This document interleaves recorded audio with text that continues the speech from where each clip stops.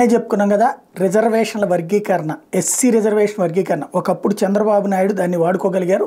SC ST ఓట్లు ఎప్పుడు కాంగ్రెస్కి వస్తూ ఉండే దాంట్లో ఒక డివిజన్ చేసి మాదిగలకి రిజర్వేషన్ వర్గీకరణ అన్నటువంటి ప్రతిపాదన అప్పుడు మందకృష్ణ మాదిగ ద్వారా ముందుకు తీసుకొచ్చి తర్వాత దాన్ని డెవలప్ చేసుకుని సక్సెస్ అయింది.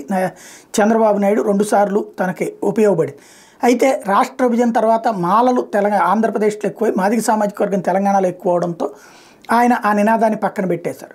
దాంతో భారతీయ జనతా పార్టీ మందకృష్ణ మాదిగని చేరదీసింది. మొన్న ఈ మధ్యన నరేంద్ర మోడీ స్వయంగా వచ్చి మందకృష్ణ మాదిగ కార్యక్రమంలో పాల్గొనటం, ఆ తర్వాత ఆ రోజున ఆయన కంటతడి పెట్టడం, ఆయన ఓదార్చడం, ఆ తర్వాత నరేంద్ర మోడీ కేంద్ర క్యాబినెట్లో నిర్ణయం తీసుకుని క్యాబినెట్ కార్యదర్శి వరకు కమిటీ వేయటం వర్గీకరణకు సంబంధించి ఇదంతా చూసాం.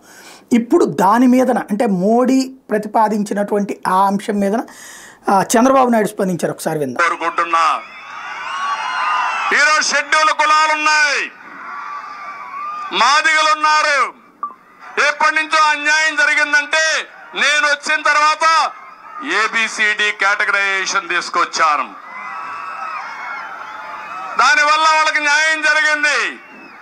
ఇప్పుడు ప్రధానమంత్రి గారు కూడా మళ్ళీ ఆయన మాట్లాడుతూ ఏబిసిడి కేటగరైజేషన్ కట్టుబడి ఉన్నామని, నేను 30 ఏళ్లకు 25 ఏళ్లకు మునుపు చేసిన దానికి వారు కూడా ఈరోజు ముందుకు వచ్చి దేశమంతా చేస్తామన్నారు.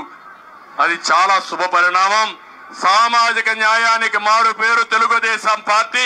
అందరికి న్యాయం చేసే పార్టీ తెలుగుదేశం పార్టీ.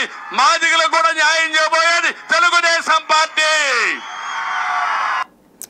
ఇందులో మోసం ఏంటంటే ఒకటి, ఈయన తీర్మానం చేసి పంపించేశారు, కానీ కేంద్రంలో ఆ రోజు నుండి అమలైతే గాల.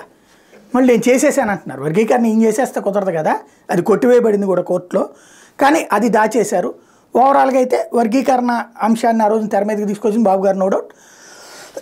ఆయన ఇక్కడ వదిలేసిన తర్వాత అది ఇప్పుడు నరేంద్ర మోడీ తీసుకున్న దేశవ్యాప్తంగా చేయబోతున్నారు. ఇప్పుడు నిజమైంది జరగబోతుంది. వర్గీకరణ అప్పుడే జరిగిపోతే మన కష్టం. అది మొన్న ఎందుకు సబ్బెట్టడం, ఎందుకు అంత పెద్ద ఆవేదన వ్యక్తం చేయడం? జరిగిపోయి ఉండాలిగా.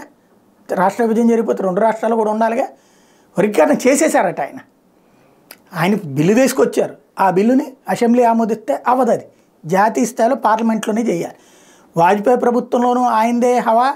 అట్లాగే ఆ తర్వాత 2014 తర్వాత మోడీ సర్కార్ వచ్చినప్పుడు ఆయనదే హవా కదా. మరి ఎందుకు తీసుకురాలా? 2014 తర్వాత రాష్ట్ర విభజన జరిగిపోయింది కాబట్టి మాదిగల ఓట్లు మనకి ఇక్కడ ఉండవు కాబట్టి ఆంధ్రాలో కావాలని వర్గీకరణ అంశాన్ని పక్కన పెట్టేశారు. అంతకుముందు ఈయన వర్గీకరణ అంశాన్ని ఆ రోజుల్లో అధికారంలో ఉండి చేయించలేదు సెంట్రల్, అంటే కేవలం వాడుకున్నారు ఆ టైంలో. ఇప్పుడు అది మోడీ చేస్తుంటే అది నాదేనని చెప్పుకుంటున్నారు ఆయన.